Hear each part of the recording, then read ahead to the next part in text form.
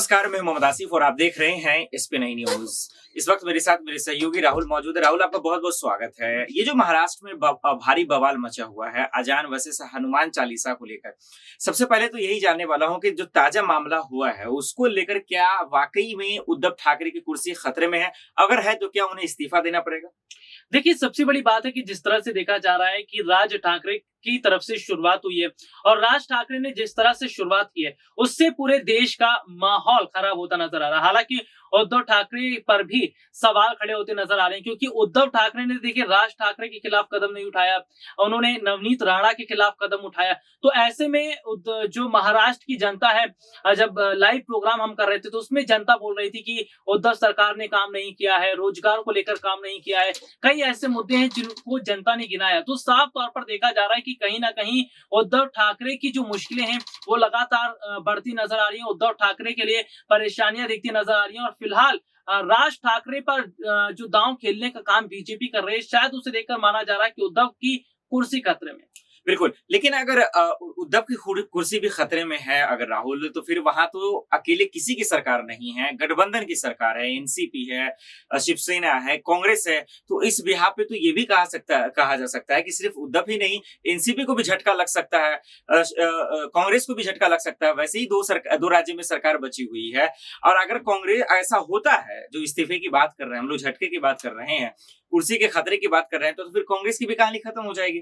बिल्कुल, देखिए वाकई कांग्रेस की कहानी खत्म हो जाएगी, क्योंकि पांचों राज्यों के चुनाव में हमने देखा कि कांग्रेस पार्टी को किस तरह से बड़ा नुकसान उठाना पड़ा है। और अगर महाराष्ट्र में भी कांग्रेस का बचा कुचा जो वजूद है वो भी मिट जाता है, तो ये कांग्रेस के लिए एक बहुत बड़ी चुनौती रहेगी। लेकिन देखिए, इन सबके बीच हम जिक्र प्रशांत किशोर का करेंगे कि प्रशांत किशोर को एंड टाइम पर कांग्रेस ने अपने साथ जो है मिलाने की पूरी कोशिश कर दी है। कांग्रेस पार्टी के जो तमाम बड़े नेता है उन्होंने सहमति जता दी है कि हाँ, प्रशांत किशोर उनके साथ मिल सकते हैं। देखिए, प्रशांत किशोर अगर कांग्रेस पार्टी के साथ जुड़ते हैं, प्रशांत किशोर अगर कांग्रेस पार्टी के साथ रहकर आगे की रणनीति तैयार करते हैं 2024 तक की रणनीति, तो शायद कांग्रेस जो आज टूटी हुई है या कांग्रेस की जो हालत है वो हालत अब वैसी होती नजर नहीं आएगी जब प्रशांत किशोर जो है वो कांग्रेस का दामन थामेंगे। जब से राहुल महाराष्ट्र में अजान वर्सेस हनुमान चालीसा का जो जिक्र होना शुरू हुआ, लाउड स्पीकर को लेकर जो बवाल मचा, इसमें आपको क्या लगता है कि वाकई में इसका जो गुनहगार है, जो जिम्मेदार है, कौन है? क्या वो राज ठाकरे हैं? क्योंकि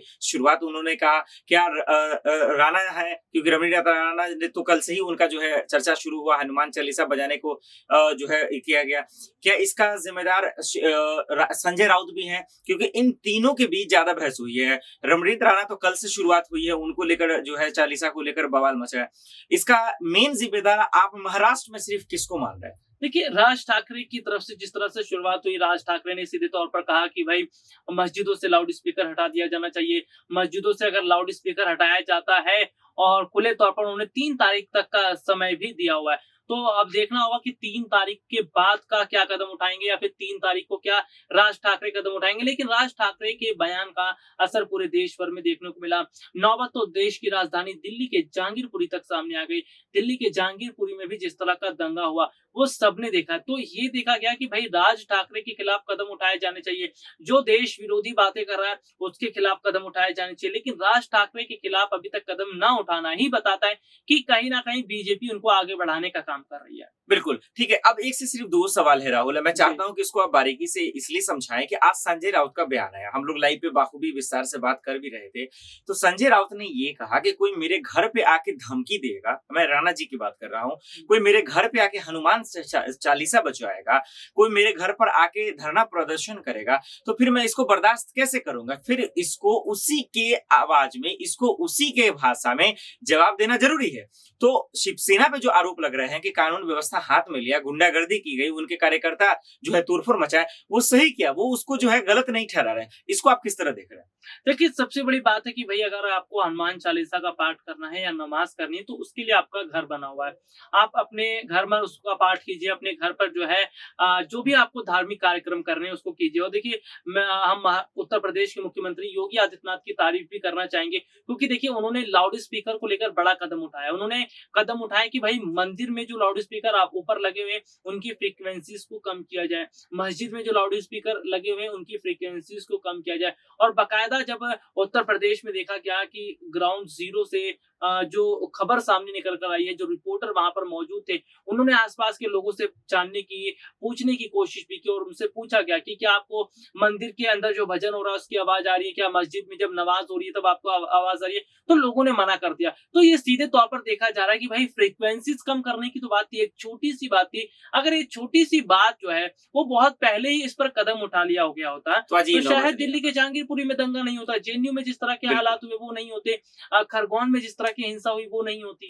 राहुल, अब एक सवाल ये है कि यूपी में आग लगा वो बुझ गया, मध्य प्रदेश में आग लगा वो भी बुझ गया, बिहार में खबरें आई मुजफ्फरपुर में वहां आग लगी वो भी बुझ गया, दिल्ली में आग लगी वो भी बुझता हुआ थोड़ा नजर आ रहा है। लेकिन महाराष्ट्र में जो आग लगा वो बुझने का नाम नहीं ले जी। रहा। कभी राज ठाकरे तो कभी उद्धव ठाकरे, कभी शिवसेना के सांसद संजय राउत तो कभी रमणीत राणा। तो आखिर यहाँ आग कैसे ठंडा होगा और कब होगा? देखिए, सबसे बड़ी बात है कि अगर उद्धव ठाकरे जो हैं वो राज ठाकरे के खिलाफ कदम उठा लेते हैं, राज ठाकरे के खिलाफ कदम उठाते हैं तो इसका भी एक बड़ा प्रभाव पड़ेगा। हालाँकि नवनीत राणा का अगर ज़िक्र करें तो उनकी नरम अब बहुत नरम पड़ते नज़र आ रहे हैं। उन्होंने जो फैसला लिया था कि भाई उद्धव ठाकरे के घर के बाहर हनुमान चालीसा का पाठ करेंगे, उन्होंने जो फैसला लिया था कि उद्धव ठाकरे के घर के बाहर वो हनुमान चालीसा का जाप करेंगे, तो वो कहीं न कहीं अब उस पर ना करती नज़र आ रही है। और नवनीत राणा ने जो बात कही है, अगर वो अपने घर में पाठ करती तो शायद कोई दिक्कत नहीं होती। ये बात संजय राउत भी कह रहे थे। बिल्कुल। चलिए एक आखिरी सवाल को रुख करते हैं राहुल, और मैं चाहता हूँ कि दर्शक जो हमारे साथ जुड़े हुए हैं और जो जुड़ते भी हैं, उनसे सिर्फ आप ये उनको समझा दीजिए कि आज देश के तमाम राज्यों में कोने-कोने में जो माहौल बिगाड़ा जा रहा है, कहीं मस्जिदों पे बुलडोजर चल रहा है, तो कहीं धर्म के नाम पर मंदिरों पे बुलडोजर चल रहा है। तो पहला सवाल तो ये है कि आखिर माहौल बिगाड़ कौन रहा है? दूसरा सवाल ये है कि आखिर और इसका जिम्मेदार कौन है? इसका रास्ता क्या है? सॉल्यूशन क्या है? मैं चाहता हूँ कि तीनों सवालों का जवाब आप जो है आखिर में बताएं। देखिए, सबसे बड़ी बात है कि राजनीतिक पार्टी के कुछ नेता हैं, मुट्ठी भर कुछ नेता हैं जो इस तरह का भड़काऊ बयान दे रहे हैं। बिल्कुल, बिल्कुल। जिसमें शफीकुर रहमान जैसे लोग हैं, राज ठाकरे जैसे लोग हैं, जो एग्ज़ैक्टली। कहीं न कहीं चीज़ों को बढ़ाने का काम कर रहे हैं। तो ऐसे में अगर इन नेताओं के खिलाफ जो है कदम उठाए जाते हैं, तो इसका बड़ा प्रभाव पड़ता नज़र आएगा। और मैं देखिए ये लाइनें ज़रूर बोलना चाहूँगा कि मज़हब नहीं सिखाता आपस में बैर रखना। बिल्कुल। हिंदी है हम वतन के, हिंदुस्तान हमारा। हिंदू, मुस्लिम, सिख, ईसाई आपस में हैं हम भाई-भाई। जिस तरह से हमने देखा है कि इन लाइनों का ज़िक्र काफ़ी समय से किया जा रहा है और ये लाइनें बोलना ज़रूरी भी है, क्योंकि जिस तरह से देखिए देश की अगर हम बात करें तो कहीं न कहीं माहौल जो आज खराब हो रहा है वो नेताओं की बयानबाज़ी की वज़ह से। पहले नेता बयानबाज़ी नहीं देते थे, माहौल खराब नहीं होता था।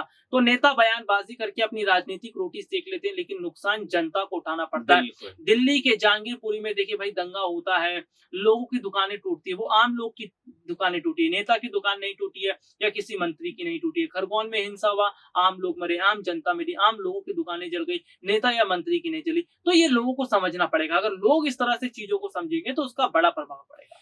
ये महाराष्ट्र देश के जो तमाम राज्यों में जो आग लगी हुई है, इससे तो यही समझ में आया राहुल जो बता रहे हैं कि आग लगाने वाले भी अपने हैं और बुझाने वाले भी अपने हैं। इसमें सिर्फ और सिर्फ सतर्क होना है तो हिंदू और मुसलमान को ही, जो आम लोग हैं, क्योंकि आपके पीछे कोई नहीं है। बहुत-बहुत शुक्रिया राहुल हमें इन तमाम सवालों का जवाब देने के लिए। फिलहाल के लिए इतना ही।